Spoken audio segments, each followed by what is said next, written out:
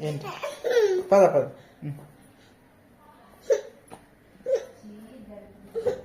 తీయాలా? తీ, గట్టిగా తీ, కట్టికెళ్ళదు.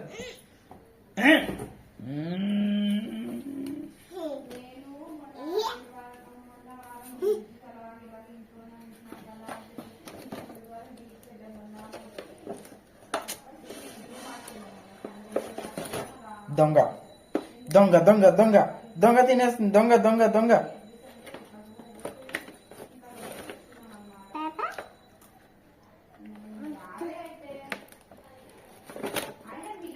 చాలు చాలు చాలు.